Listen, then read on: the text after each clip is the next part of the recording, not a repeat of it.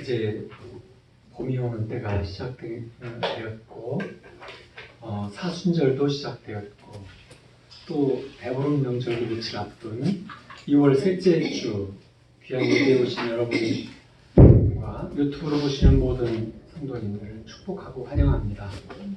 오늘도 하나님의 은혜와 영광이 우리 모두에게 충만히 임하기를 축원합니다. 우리 말씀 보겠습니다. 누가복음 4장 31절에서 44절까지 말씀 보겠습니다. 신약 94쪽이네요. 제 성경은. 누가복음 4장 31절에서 44절까지 말씀입니다. 교독하시겠습니다. 제가 먼저 공독하겠습니다. 갈릴리의 가버나움 동네에 내려오사 안식일에 가르치심에 그들이 그 가르침에 놀라니 이는 그 말씀이 권위가 있음이로라. 회당에 더러운 귀신 들린 사람이 있어 크게 소리질러 이르되 나사렛 예수여 우리가 당신과 무슨 상관이 있나이까? 우리를 멸하러 왔나이까? 나는 당신이 누구인 줄 아노니 하나님의 거룩한 자니이다. 예수께서 꾸짖어 이르시되 잠잠하고 그 사람에게서 나오라 하시니 귀신이 그 사람을 무리 중에 넘어뜨리고 나오되 그 사람은 상하지 아니한지라. 다 놀라서 말하여 이르되 이건 어쩌나 죽고 거짓말한 이름으로 더러운 귀신을 명함에 나가노라 하더라. 이에 예수의 소문이 그 근처 사방에 퍼지니라. 예수께서 일어나 그들에게서 나가 시몬을 데리러 가시니 시몬의 장모가 중한 열병을 앓고 있는지라. 사람들이 그를 위하여 예수께 구하니 예수께서 가까이 서서 열병을 꾸짖으신데 병이 떠나고 여자가 곧 일어나 그들에게 수종드니라. 해제구역의 사람들이 온갖 군자들을 데리고 나오매 예수께서 일일이 그 위에 손을 얹으사 고치시니 여러 사람에게서 귀신들이 나가며 소리질러 이르되 당신은 하나님의 아들입니다. 예수께서 꾸짖으사 그들의 말함을 허락하지 아니하시니 이는 자기를 그리스도인 줄 알미러라. 날이 밝음에 예수께서 나오사 한적한 곳에 가시니 우리가 찾다가 만나서 자기들에게서 떠나시지 못하게 말려 하였으니 예수께서 이르시되 내가 다른 동네들에서도 하나님의 나라 복음을 전하여야 하리니 나는 이 일을 위해 보내심을 받았노라 하시고 갈릴리 여러 곳에서 전도하시더라. 아멘.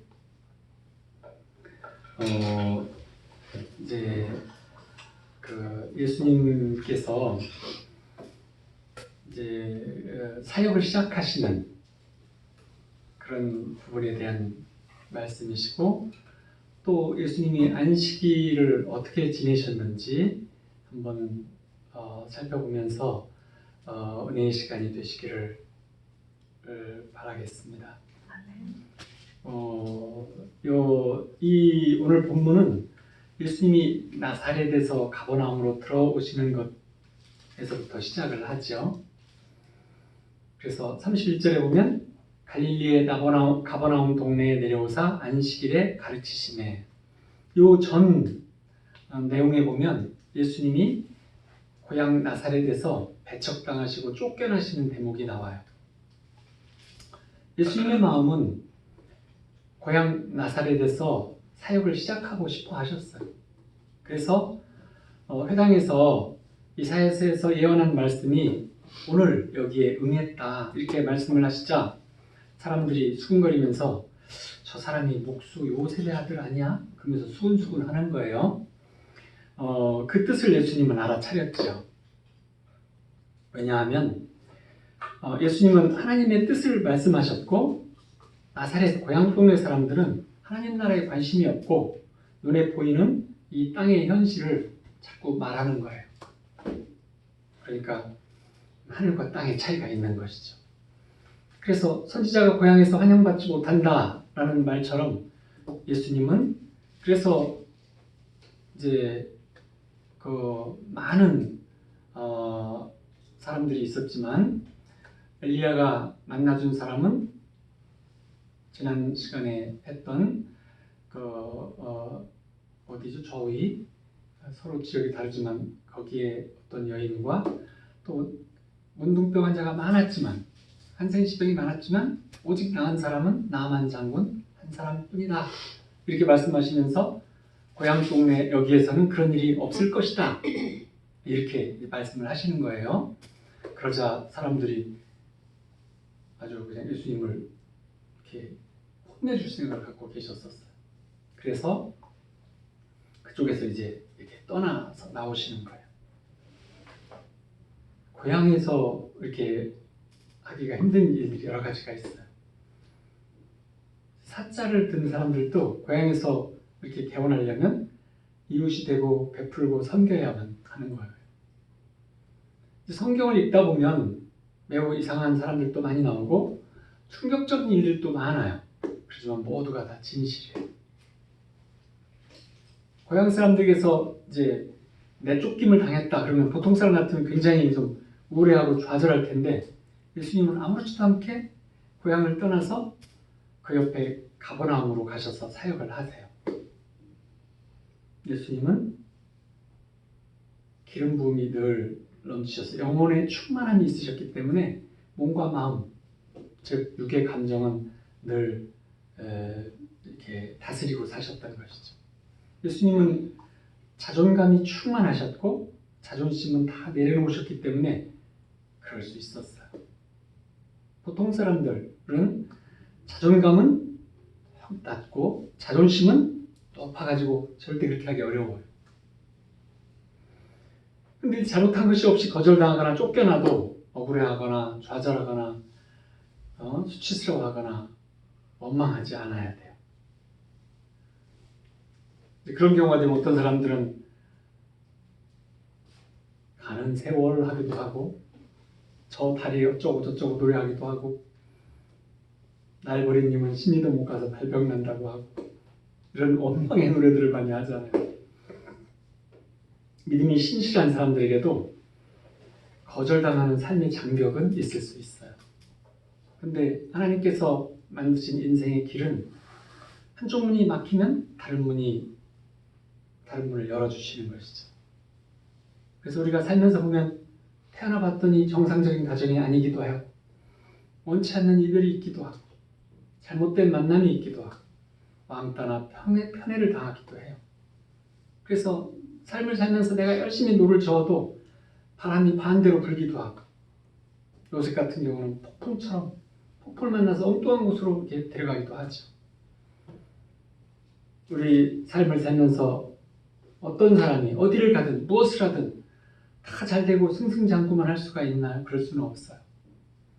현재 유명한 목사님 중에서도 젊어서 설교를 못해서 쫓겨난 분들을 저는 알아요. 저도 이제 설교 때문에 혹시 여러분들이 쫓아내지 않을까 하는 생각을 가끔 해보긴 하죠.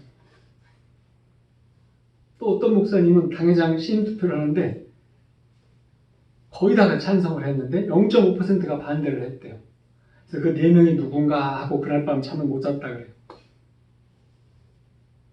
이렇게 거절감에 시달리면 불행해지죠, 삶이. 이제 나사렛은 갈릴리에 못 미쳐서 사해 쪽에서 갈릴리를 못 미쳐서 지중해와 갈릴리 사이 정도 되는 약간 높은 곳. 그래서 이 나사렛이나 베들레헴이 높은 곳에 동네가 있다고 하는 거예요.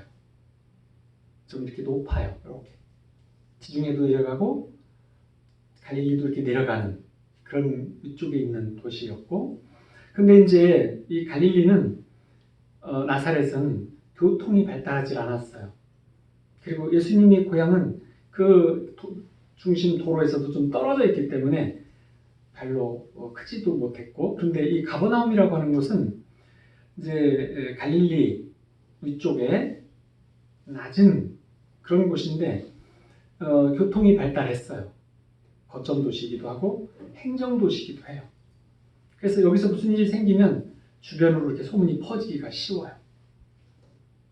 아마 여기서 보면 이 근처에서 홍성이라든지 이제 왜냐하면 예수님의 제자 중에서 마태도 가버나움의 사람이었어요.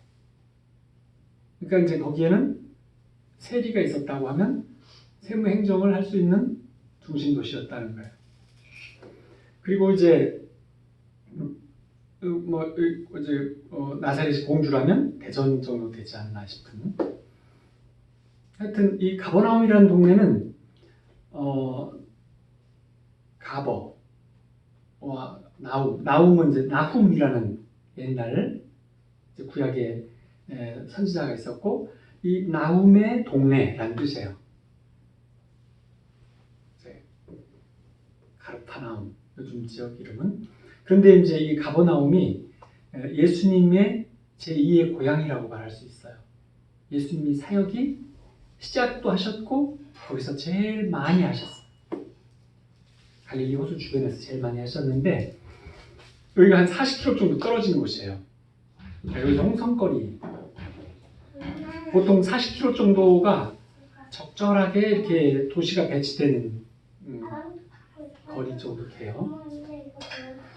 그래서 이제 자신이 거부한 나사렛에서 제2의 사역의 장소로 간 곳이 이제 가버나움인데 여기가 더 큰 축복의 장소가 되어져요. 그리고 이제 여기가 이제 베드로의 집도 여기에 있었고 또 요한, 안드레, 야고보, 마태 제자들 5이 이제 있었고 그래서 예수님도 여기에 거처가 있으셨다고 이제 그렇게 성경을 연구하는 사람들은 얘기해요. 왜냐하면 늘 갈릴리를 이쪽에서 저쪽으로 넘나드는 곳 중에 한 군데가 가버나움이에요. 우리가 늘 보면 이게 성경을 보면 갈릴리 호수를 넘어서 지나서 이렇게 하시잖아요. 거기가 이제 주로 가버나움이죠. 그래서 이제 여러분들도 설사 자신을 거부하는 어떤 곳이 있더라도 두 번째 기회의 장소가 축복의 장소가 되기를 축원합니다. 오늘 이제 이 본문은 예수님이 사역의 꽃이라고 부르는 가버나움 여기에서 많은 일들이 있었어요. 회당장 야이로의 딸이 낳은 곳도 가버나움이고 많은 예화들이 있어요. 왜냐하면 인구는 뭐 많지 않아요. 그때 당시로는 한 2,000명 미만 정도의 도시였던 걸로 이렇게 기록이 있는데 그렇지만 가버나움은 엄청나게 많은 사역이 있었던 곳이에요.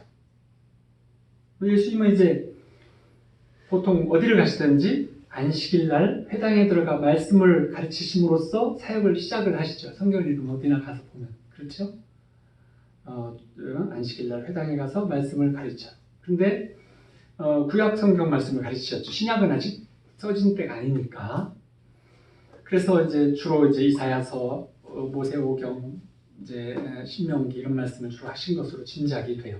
그건 사실은 아니고 왜냐하면 그런 말씀들이 많이 나오니까 예수님의 말씀 속에 많이 있어요. 그래서 근데 주님 말씀에는 권세와 능력이 아주 강했어요.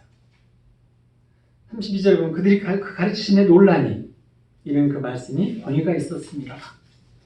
놀란다 이 말은 경탄을 금할 수 없었다. 듣는 이들이 충격을 받았다라는 뜻이에요.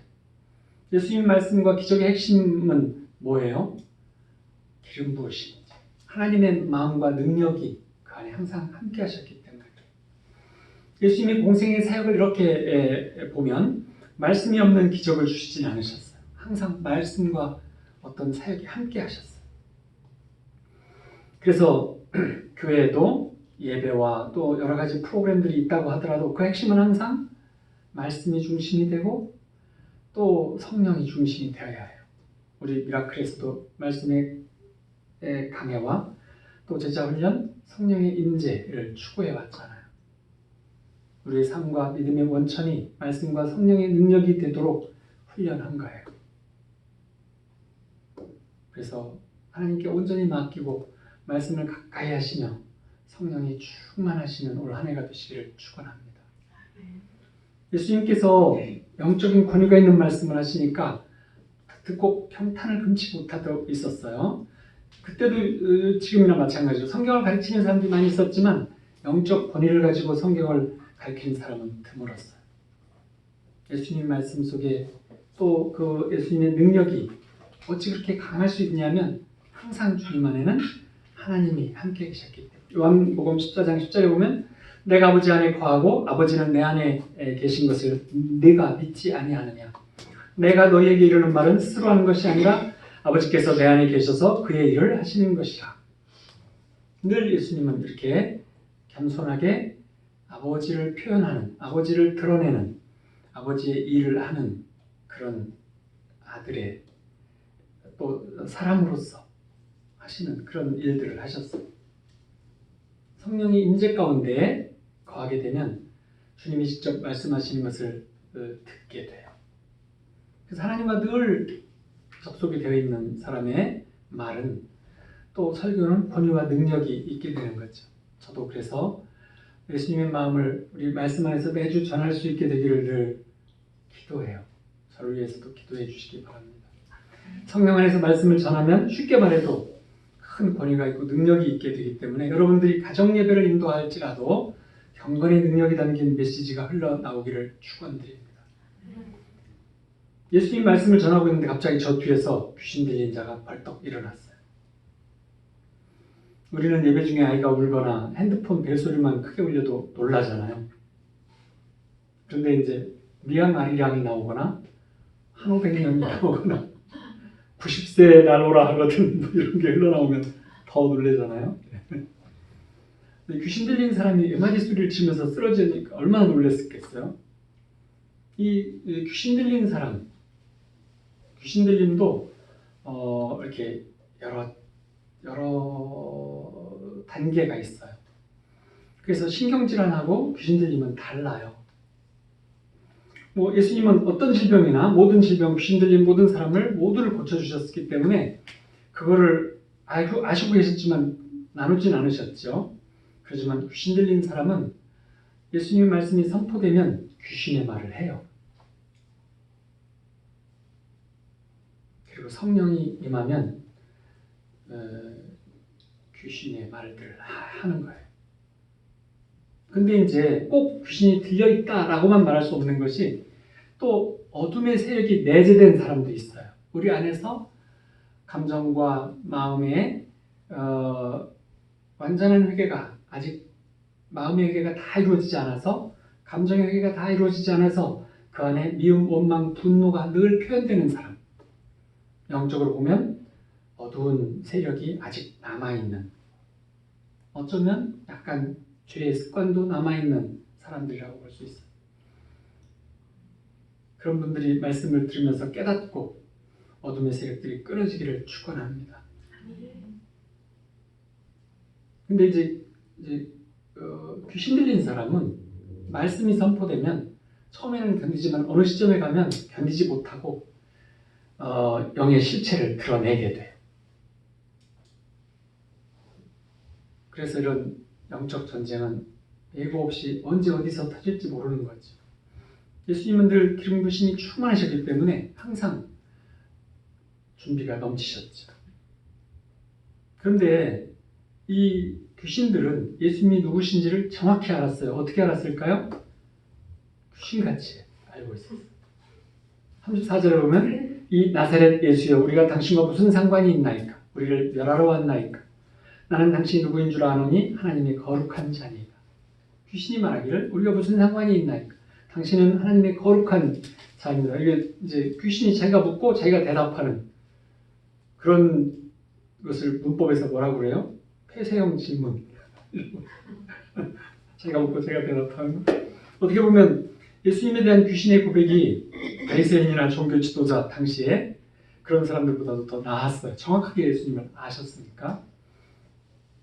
그런데 예수님은 사람이 예수님을 칭찬하거나 찬양하면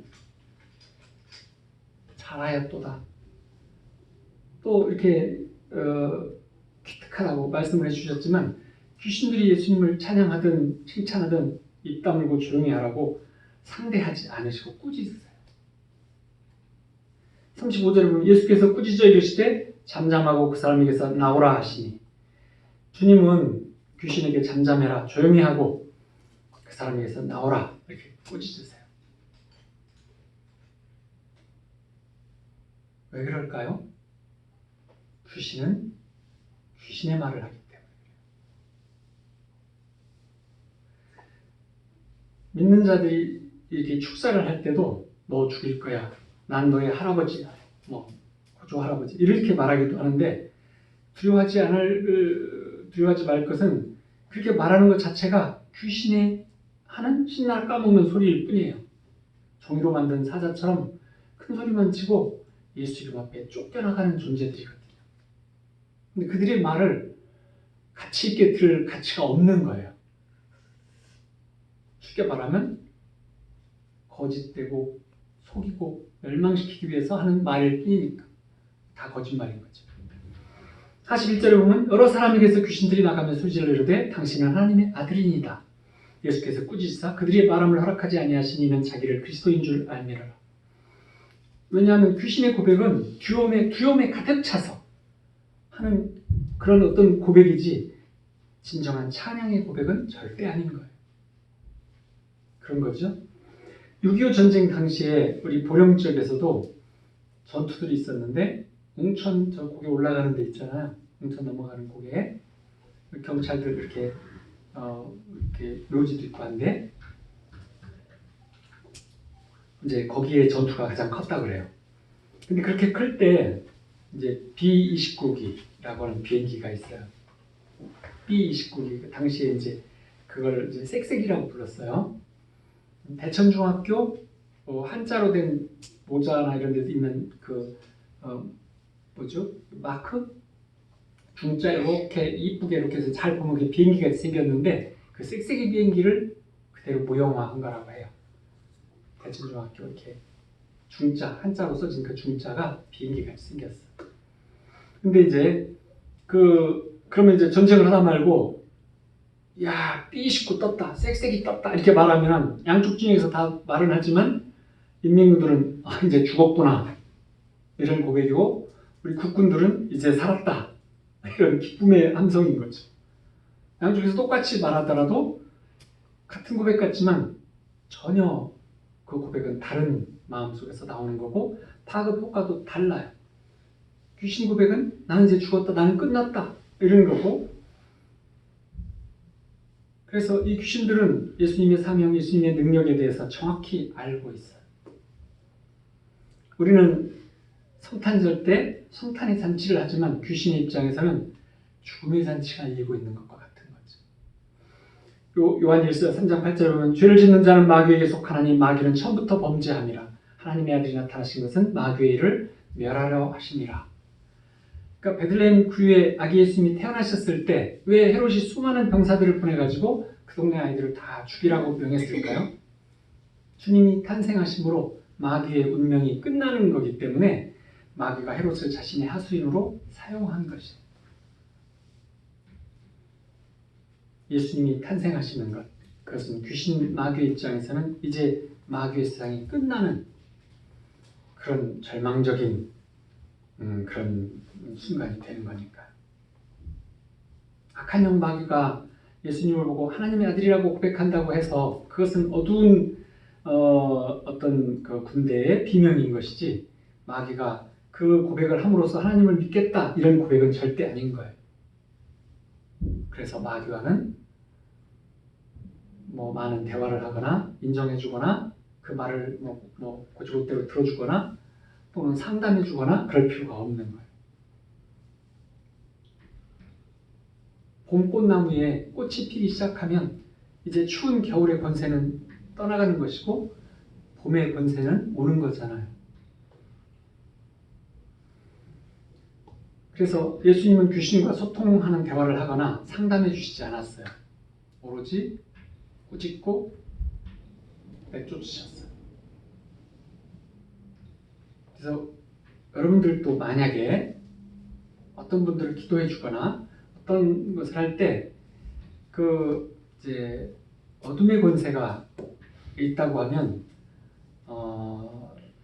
이렇게 위로해 주거나 이렇게 그건 필요하지만 어둠의 권세가 튀어나오면 상담해 주거나 대화할 대상은 아닌 거예요.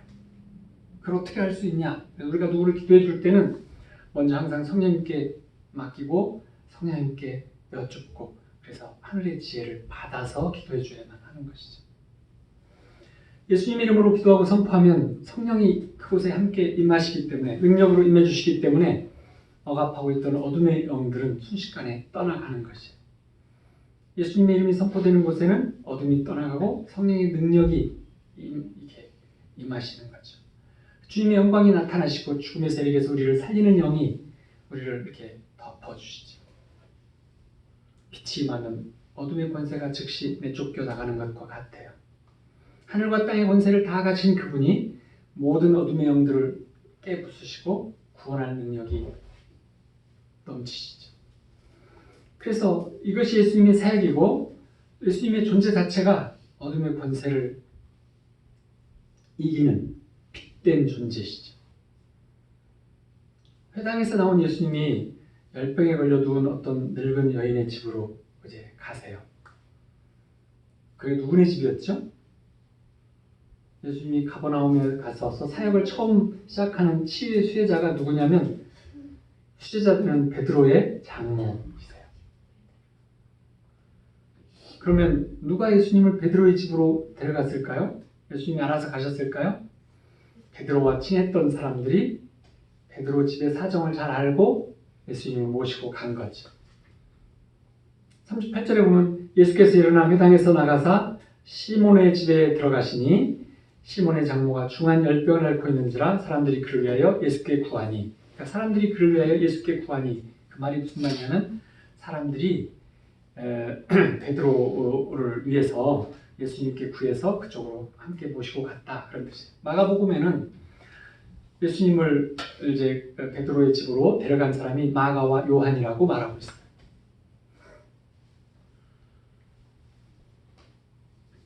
그러니까 여러분도 이 제자들처럼 예수님을 소개하고 예수님께로 데려다 주는 일을 많이 하셔야 해요.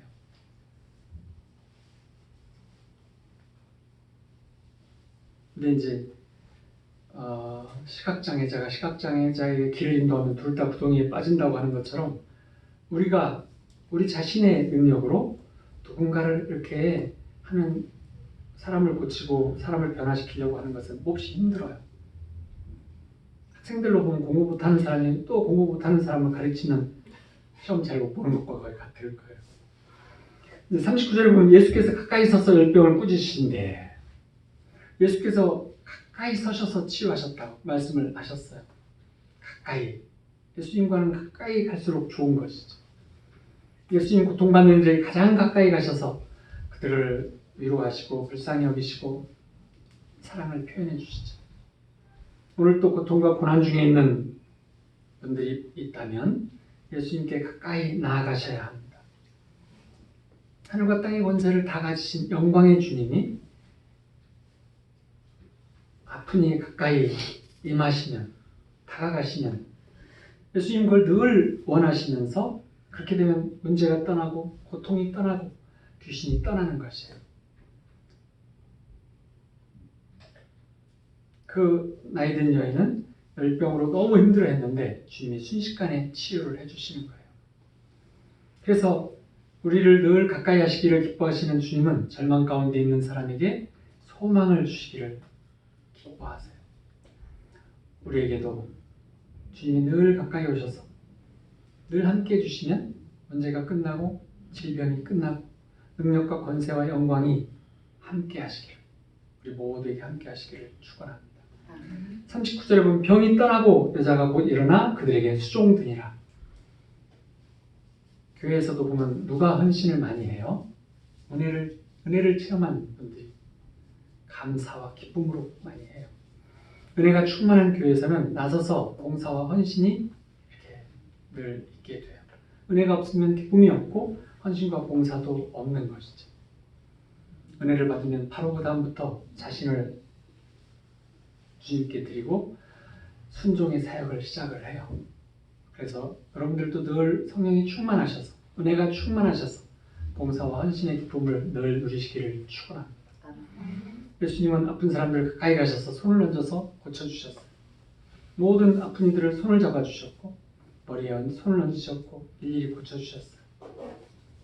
모든 아픈 이들을 불쌍히 여기시며 열병 안에 있는 그 열병을 일으키는 그 귀신을 꾸짖으시죠. 우리의 마음을 꾸짖는 것이 아니라 성령 안에서 예수 그리스도의 이름으로 귀신을 꾸짖으면 그 세력은 선포를 하면 쫓겨나가는 것이에요.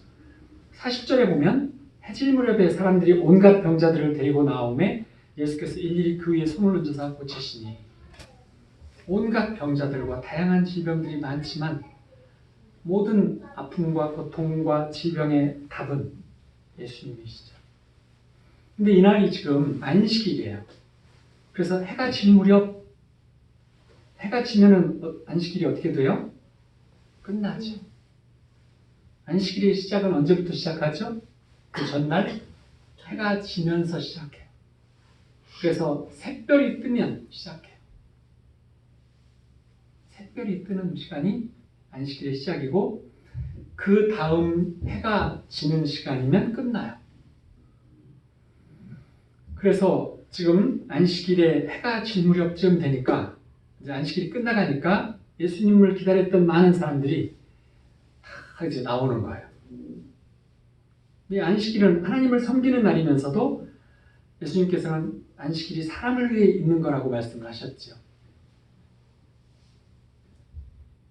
이제 낮의 시간이 다 지나고 해가 져가고 있는데 그때부터 막 사람들이 이제 나오는데 모든 사람을 다 일일이 안수해서 기도해 주시고 치료해 주시는. 그래서 종교 지도자들은 이걸 보고 예수님이 안식을 범했다고 하는, 예수님을 죽여야 되는 이유 중에 하나로 삼잖아요. 예수님은 일일이 안수해 주셨고 치유와 구원을 선포해 주셔서 아주 영혼육이 온전케 해주시죠. 밤늦게까지 예수님에게 힘을 주시는 것은 성령의 기름 부으심이었어요. 사도행전 10장 38절에 보면 하나님이 나사렛 예수에게 성령과 능력을 기름 붓듯 하셨음에 그가 두루 다니시며 선한 일을 행하시고 마귀에게 눌린 모든 사람을 고치셨으니 이는 하나님이 함께 하셨습니다. 하나님께서는 독생아들이신 예수님에게 성령과 능력을 기름 붓듯 부어주셨어요.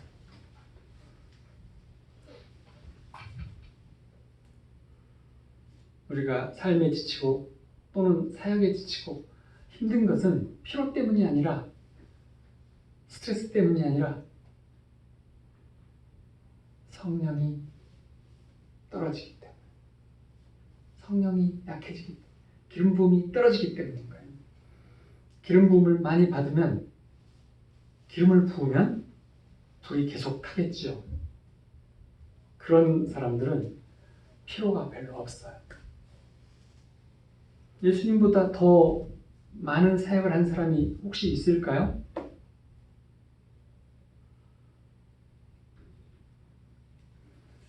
하나님이 함께 해주시는 그 기름 부음이 있으면 지치지 않아요.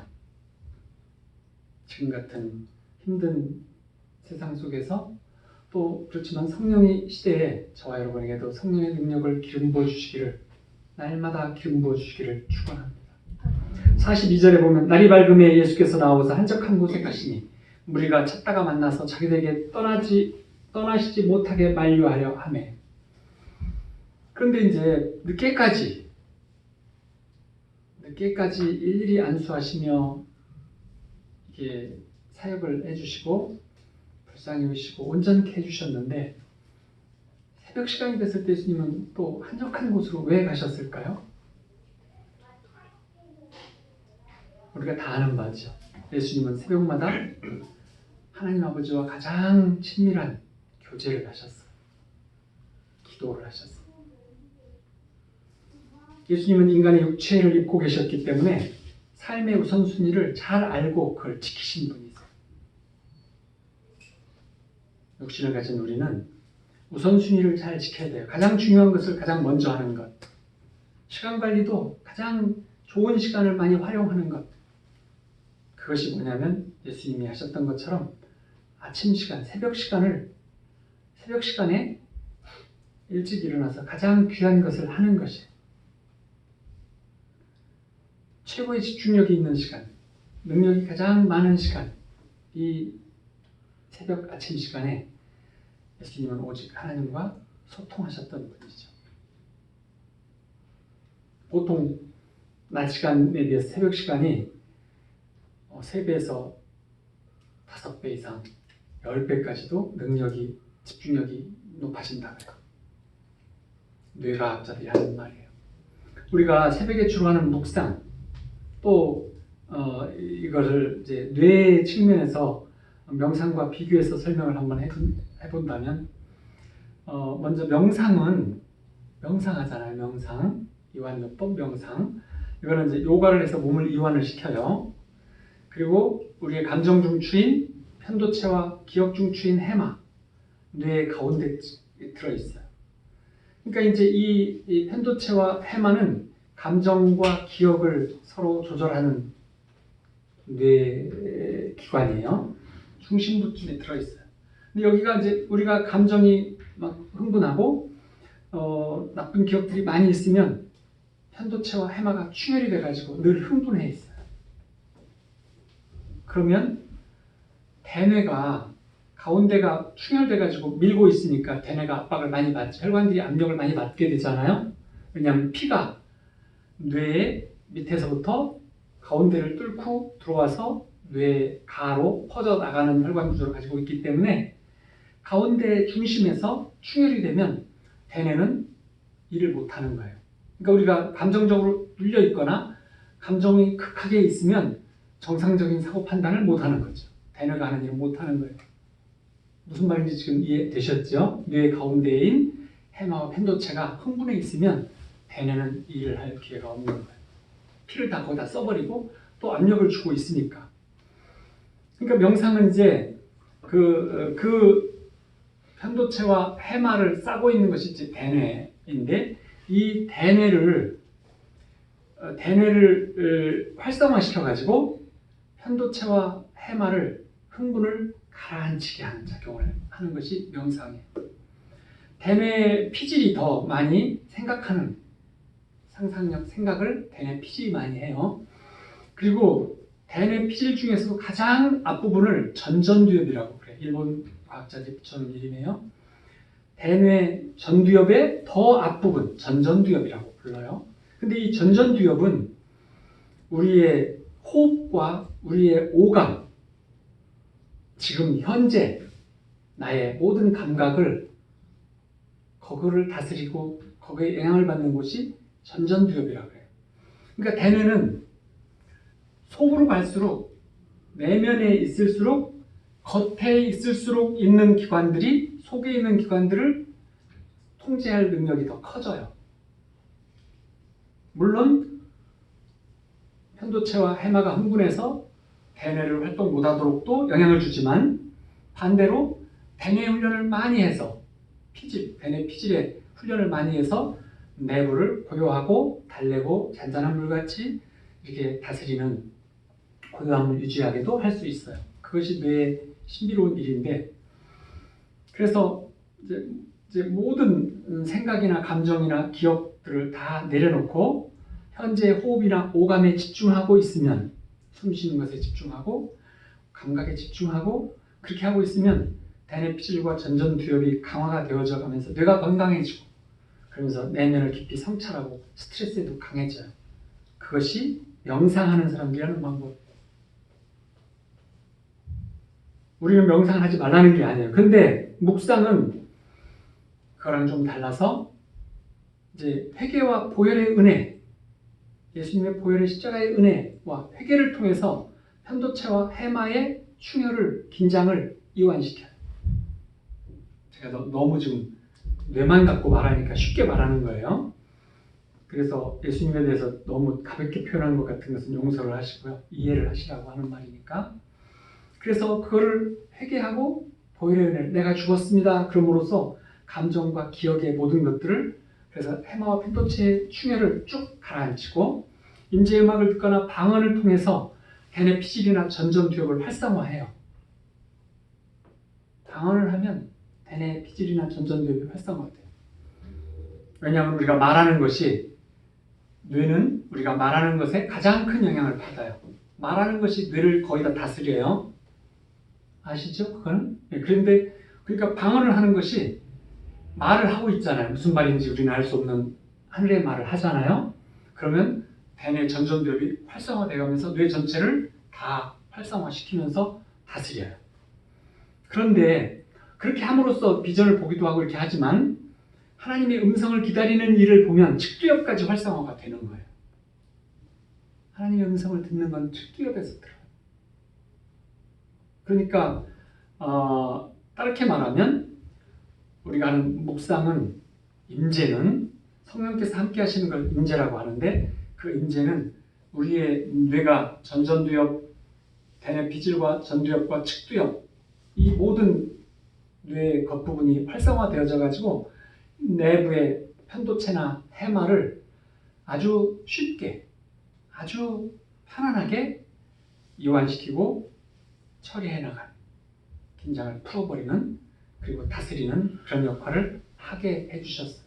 근데 이렇게 하는 방법이 하나님께서 원하시는 방법인 거죠. 명상은 또 다른 자극에 삶의 자극에 눈으로 보고 듣는 것에 계속 영향을 받을 수밖에 없어요.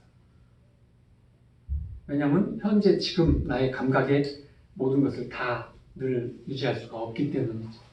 이걸 잘 하시는 하나님께서는 하루에 30분 정도씩만 아침마다 묵상을 통해서 임재를 경험한다면 하루 종일 평안이 유지되도록 안식이 유지되도록 해 만들어 놔 주셨어요. 우리를. 뇌파도 보면 명상할 때 잠잘 때와 비슷한 뇌파를 가지고 있고 묵상도 비슷하게 그 뇌파로는 비슷해요. 하지만 둘의 차이는 분명히 달라서 명상은 생각을 비우고 멍 때리는 것이에요. 묵상은 예수님과 십자가와 하나님 보좌를 바라보고 그걸 집중하면서 성령으로 채우는 거예요. 전전두엽과 대뇌피질과 측두엽을 그걸 채우는 거예요. 하나는 비우고 하나는 채우는 거예요. 근데 비우는 것은 항상 자극이 있으면 비워지지가 않는 거죠. 늘 자극이 있는 거죠.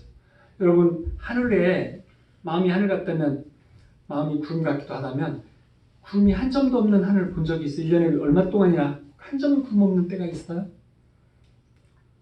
쉬운 게 아니죠. 바람이 구름을 밀기 때문에 늘 구름이 움직여서 어디에 있는 구름이라도 다 하늘에 나타나게 돼 있어요. 근데 우리를 이렇게 변화시키고 밀어주는 것은 사랑이시죠. 그래서 우리는 임재를 통해서 항상 성령 안에서 기도하라 라고 하셨잖아요. 그래서 우리가 가장 뇌가 활발한 뇌가 3배, 10배 일을 한다는 것이 바로 그 새벽이라는 시간이에요. 새벽을 깨우는 것이 그래서 중요해요. 그래서 그 새벽에 30분 이상 임재를 경험한다면 종일 성령 안에서 평강과 안식을 누리게 되는데 한 중에도 이제 그렇게 돼서 어떤 기도하거나 무슨 일이 생길 때는 때때로 성령의 충만을 잠깐씩 구하면서 하루를 살아간다면 아마 하나님이 원하시는 하나님 나라의 삶을 살아간다고 할 수 있을까요? 주님 안에서 하나님 나라의 삶을 살고 있다고 할 수 있을까요? 왜냐하면 순종하며 산다는. 사실은 어떻게 보면 역사적으로 온 세계에서 기도하지 않아도 되는 유일한 분이 누구시죠? 예수님이시죠. 역설적으로 말하면 전혀 기도하지 않아도 되시는 유일한 분이 누구셔요? 예수님이죠. 근데 예수님이 기도를 제일 많이 하셨어요. 늦게까지 주무셨는데 아침에는 또 꼭 그 시간을 지키셨어요. 예수님이 그렇게 하신 것은 육체를 입은 우리도 어디에 언제 어디에 무엇을 위해서 집중해야 되는지를 잘 아셔서 예수님은 모범을 보여주시는 거예요. 먼저 그 나라와 의를 구하라. 이런 말씀 일상에서 매일 먼저 성령을 구하고 그 안에서 순종하면서 살라는 것이죠. 맞으세요? 이해되시죠? 우리의 삶이 회사 일이 가장 바쁠 때, 뭔가를 일을 시작할 때, 뭔가를 계획할 때, 어떤 관계가 이렇게 문제가 생길 때, 그러면 기도의 시간을 늘리라는 거예요. 하나님께 여쭈라는 거예요. 맡기라는 거예요. 물질에서 힘들고 사업이 힘들고 인간관계가 꼬이고 그럴 때는 사람들과 대화해서 풀려고 하지 말고 기도하라는 거예요. 하나님께 맡기고 하나님의 응답을 받고 순종하면서 풀어내라는 거예요. 예수님은 하나님과 교제를 통해서 하나님의 능력을 받아서 그 안에서 늘 일하신 그러신 분이세요. 역대상 16장 11절에 보면 여호와와 그의 능력을 구할지어다. 항상 그의 얼굴을 찾을지어다. 항상 그분의 얼굴을 찾으라. 이 말씀은 여러분이 늘 24시간 그런 임재 모드로 사시라는 거예요. 그러려면 매일 아침마다 성령 안에서 임재를 누리는 훈련을 함으로 그렇게 살게 되는데 모두가 그렇게 사시기를 축원합니다. 오늘 축원 많이 드리죠? 그러려면 아침마다 묵상하고 성령 안에 거하는 임재 훈련이 필수적인 것 이해되시죠? 사실 뭐 10년을 애쓰고 안 되는 일들이 기도 응답 받으면 곧장 해결되는 것, 또 성령께서 말씀해 주시면 완전히 해결되는 일이 흔히 있는 일이잖아요. 나사렛에서 예수님을 몰라라 했던 사람들, 예수님이 어떤 요셉의 아들이라는 것 이외에는 별로 알고 싶어 하지 않았던 이 나사렛 사람들과는 달리 가버나움 사람들은 예수님에게 엄청난 존경을 표했고 말씀을 사모했어요. 그리고 많은 치유를 입었죠. 그런데 나사렛 바로 옆에 있었던 도시가 가버나움이잖아요. 어떻게 보면 가버나움은 굉장히 갈릴리 해변 주변이니까 호수 주변이니까 낮은 곳이에요. 그리고 예수님이 늘 그쪽에 가서 많이 계셨는데 거기서 소문이 많이 주변으로 번져나가기도 하고 다 그렇게 했지만 그렇지만 그들이 예수님을 존경하고 치유를 많이 입기도 했지만 나중에 예수님이 가버나움에 대해서 뭐라고 말씀하시냐면 차라리 소돔에서 가버나움처럼 살겠더라면 소돔이 회개를 많이 했을 것이다. 이런 말씀을 기억하세요? 그게 무슨 말이냐면 가버나움 사람들은 예수님을 치유자로 많이 어떤 능력자로 이해하셨지 하나님의 아들이라는 걸 몰랐어요. 하나님의 뜻이 이런 그런 하나님의 그 기적을 경험하고 나서 하나님의 뜻으로 돌아가는 하나님에게로 다시 마음을 돌이키는 회개를 하지 않았던 거예요. 제자들 5과 그 가정들과 주변 빼고는 별로 그게 없었다는 거예요. 나와서 좋다고 이렇게만 했고 그렇게 하고 끝난 거예요. 참 난감한 그것이 이제 가버나움의 영적인 문제였어요. 나사렛에서는 예수님을 물러가라고는 안티들이었고 예수님 너도 사람이잖아 뭐 이렇게 이런 식으로만 했었고 가버나움에서는 정말 박수치고 좋아하고 환영했지만 그들은 그냥 거기까지였어요. 근데 이제 우리들의 문제들은 뭐냐면 안티가 있다고 하면 한마디 댓글 때문에 작은 어떤 안티 말 때문에 키가 죽잖아요. 우리는. 예수님은 안티가 있어도 기죽지도 않으셨어요. 편들어주는 사람이 있어도 인기에 영합하지도 않으셨어요. 그래서 그 감정과 마음이 성령의 기름 부으심으로 충만해서 하나님의 의와 뜻이 늘 충만하셨기 때문에 뭐 욕하는 사람들 앞에서도 기죽지 않고 인기가 많을 때도 전혀 영향받지 않으셨어요. 아까 왜 그렇다고 그랬죠? 자존심은 낮고 자존감은 하나님처럼 높으셨어요. 하나님이시잖아요. 그렇기 때문에 자기 자신을 자기 내면으로 충분히 높이는 것으로 충분히 안에 계신 하나님으로 인해서 만족하는 그래서 예수님은 전혀 그런 감정의 요동이 없으셨어요. 43절에 보면 예수께서 이르시되 내가 다른 동네들에서도 하나님의 나라 복음을 전하여야 하리니 나는 이를 위해 보내심을 받았다. 이 부분이 우리가 좀 생각을 해봐야 될 부분이에요. 우리가 보통 경계해야 되는 것은 하나는 영적인 일에 있어서 좀 약간 집단 이기주의가 있어요. 그 말을 하니까 갈증이 나네요. 이게 이제 무슨 말이냐면 이제 교회가 좀 성장하거나 분위기가 좋아지잖아요. 그럼 거기서 그냥 머물고 싶어 하는 것이 있어요. 가족 같은 분위기를 그대로 유지하고 싶어 하는 거죠. 그냥 지금처럼 이렇게 하면 좋겠어요. 이렇게. 많은 교회들은 새가족이 오는 걸 반기다가도 좀 수가 많아지고 다양한 사람들이 하고 그러면 주차가 어렵다, 식사가 힘들다 뭐 이렇게 하면서 이제 사실은 반기지 않게 돼요. 내부에서 문제를 일으켜요. 그래서 현재가 좋다, 가족 같은 분위기가 좋다. 그것을 뭐라고 하냐면 여기가 조사오니 신드롬이라고 해요. 여기가 조사오니 제자들 중에서 그렇게 말을 했었죠. 여기다가 회막셋을 지어가지고 여기가 조사오니 여기서 그냥 머물시죠. 어딜 또 가신다고 하십니까? 이렇게 하시잖아요. 여기가 조사오니 신드롬. 우리 교회는 이것 없기를 축원합니다. 또 이제 교회 전체 의견에서 또 선교비나 선교사들을 파견하자 그러면 의견이 다른 분들도 많아요. 해외로 선교를 보내지, 본교를 보내지 말고 우리나라에도 어려운 사람들이 많다. 맞아요. 적절하게 하면 더 좋겠죠. 하지만 미국이 선교사를 우리나라에 그때 일제시대부터 파송하지 않았다면 어쩌면 우리는 예수님을 지금 모를지도 몰라요. 왜냐하면 당시 미국 내 기독교인들이 50%를 넘지 않았어요.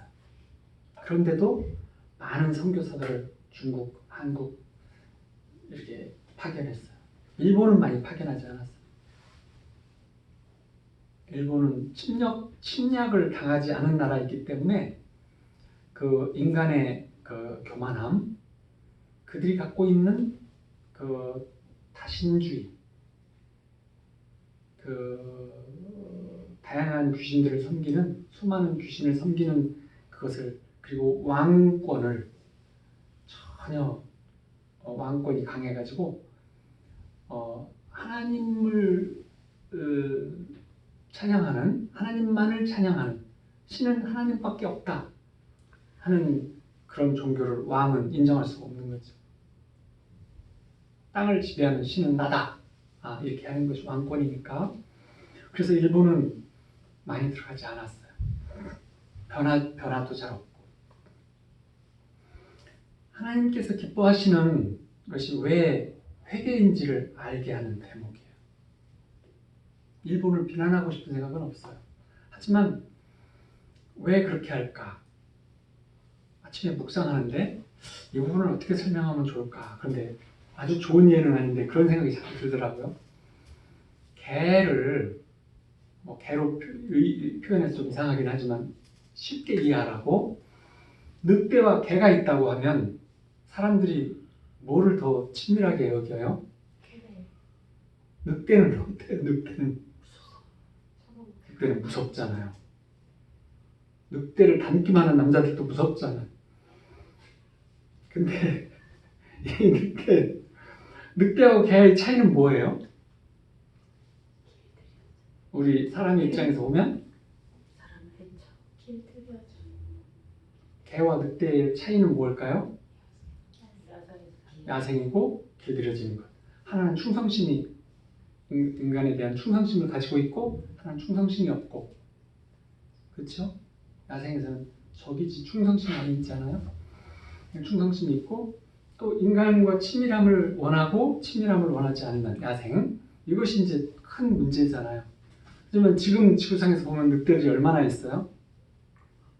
푸른 늑대의 후손이라고 하는 나라가 있는데 어디인지 아시죠?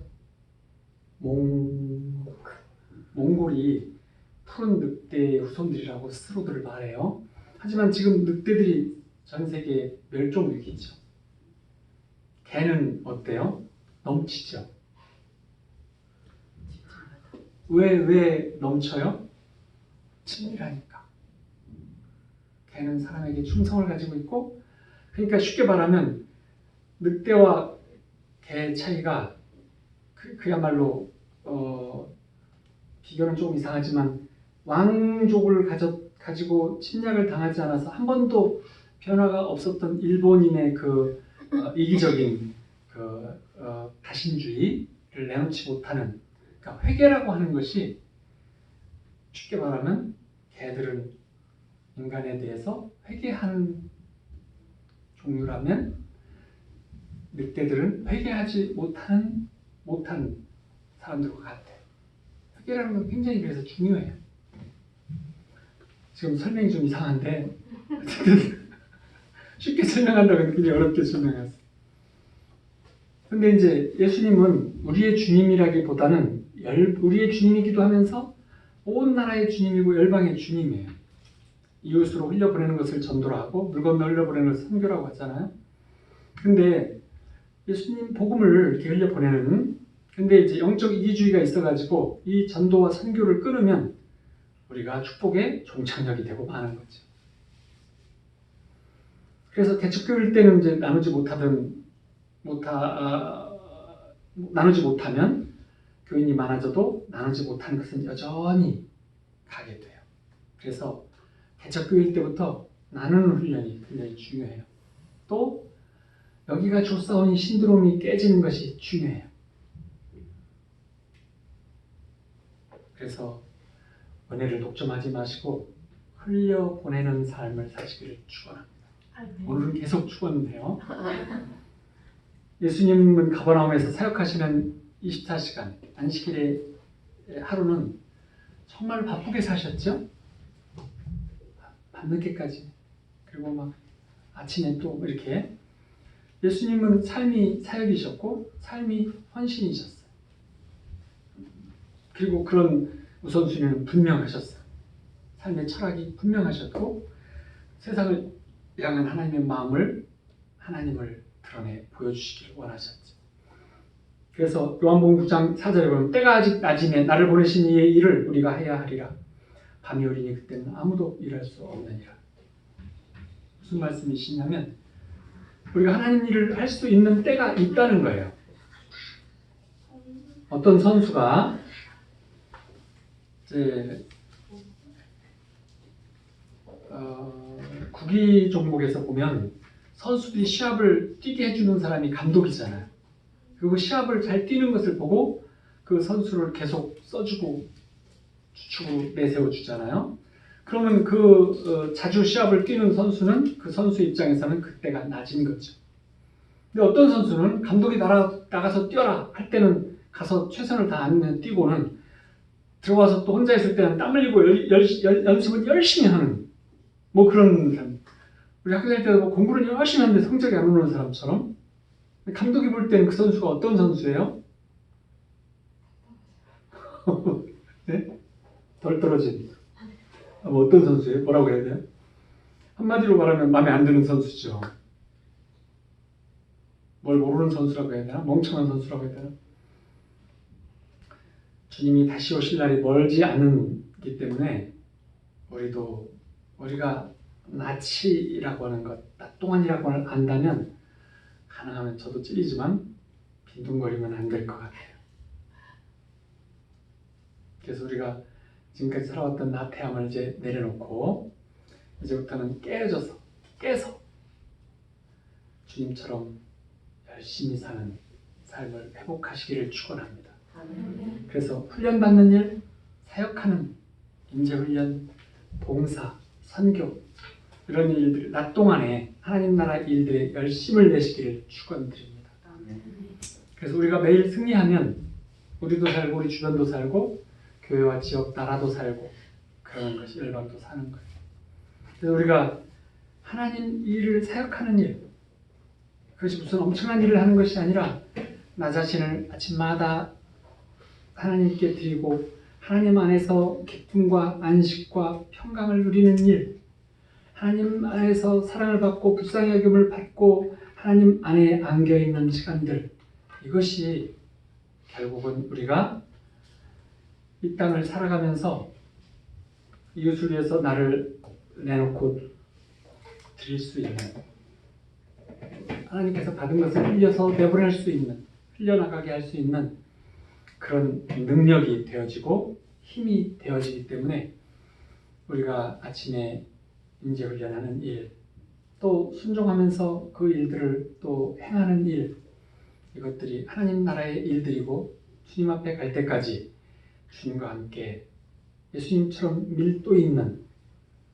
부지런한 순종하는 하나님을 드러내는, 예수님을 드러내는 그런 삶을 사시기를 축원합니다. 기도하겠습니다.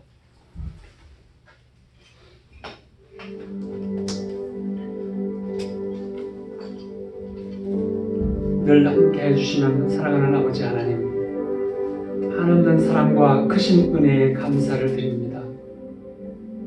은혜의 은혜를 더하셔서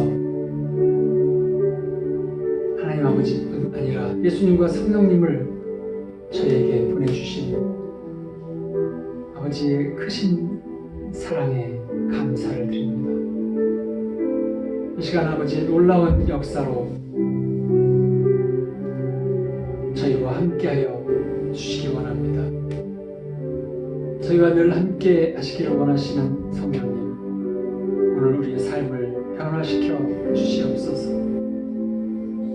아침마다 묵상과 기도하는 습관으로 주시옵시고 매일 임재를 체험하는 체험들을 주시옵소서.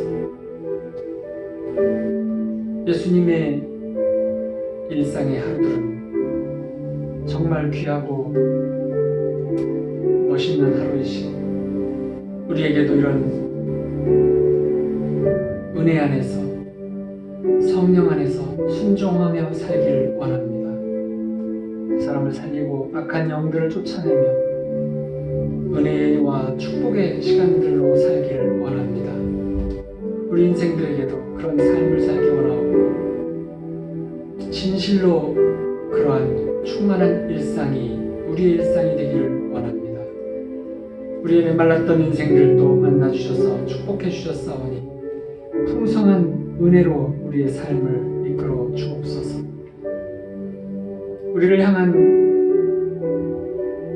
아버지의 뜻은 재앙이 아니라 평안이요 우리 장래에 소망을 주려는 생각이라고 말씀하신 아버지 하나님, 이 코로나 위기를 겪고 나가면서 우리 교회가 주님과 하나 되어지고 하나님과 하나 되어지며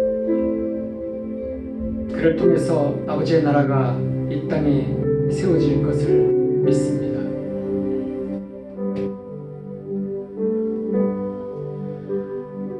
예수님의 은혜가 이 땅과 우리나라와 온 열방 위에 모든 교회 위에 함께 하시기를